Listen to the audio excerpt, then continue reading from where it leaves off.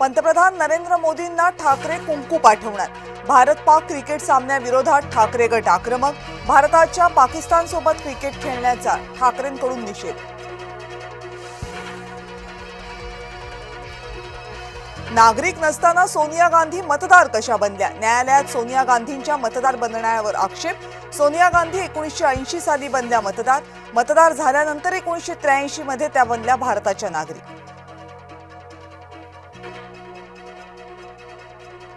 Hyderabad gazetteer अधिसूचनेला आव्हान। Hyderabad gazetteer विरोधात उच्च न्यायालयामध्ये याचिका दाखल।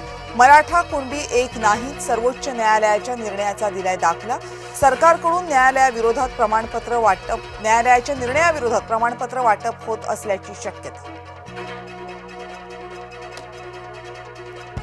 ठाकरे गटाचा दसरा मेळावा शिवाजी पार्कवर, तर शिवसेनेचा दसरा मेळाव्यासाठी आझाद मैदानाची जागा निश्चित।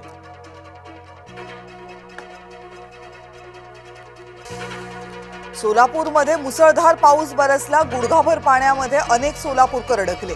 सोलापूरमध्ये अनेक ठिकाणी पाणी तुंबण्याच्या घटना।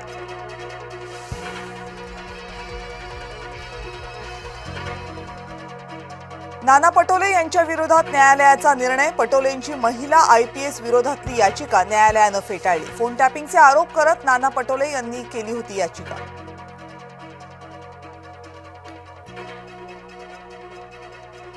सिंधुदुर्ग जिल्ह्यामध्ये आढळलं भारतातलं दुसरं सगळ्यात मोठं फुलपाखरू। सह्याद्री बर्डविंग म्हणजेच टॅड्रॉइज मिनोस असं या फुलपाखराचं शास्त्रीय नाव आहे।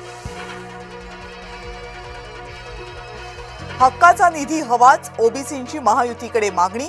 शासनादेशाचा दुरुपयोग नको, भुजबळ आक्रमक। पंतप्रधानांकडून सरसंघचालकांना वाढदिवसाच्या शुभेच्छा। नरेंद्र मोदींकडून मोहन भागवत यांच्या कार्याचं कौतुक। भागवतांनी कठीण प्रसंगांमध्ये राष्ट्रीय स्वयंसेवक संघाचं नेतृत्व केलं, मोदींची प्रतिक्रिया। हिरवे झेंडे फडकवणाऱ्यांना हिंदू राष्ट्रात राहण्याचा अधिकार नाही। पॅलेस्टाईन पाकिस्तान प्रेमींना हाकलून दिलं जाईल। नाव न घेता नितेश राणेंची ठाकरेंवर टीका। पुण्यामधल्या भिडे पूल आजपासून वाहतुकीसाठी बंद। मेट्रोच्या पादचारी पुलाचं काम पुन्हा सुरू झाल्यामुळे निर्णय।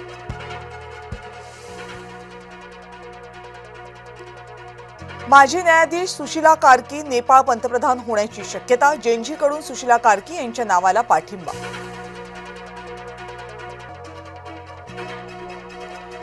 मध्य रेल्वेवर विना तिकीट प्रवाशांवर कारवाई। तब्बल 17 लाख प्रवाशांकडून 100 कोटींचा दंड वसूल।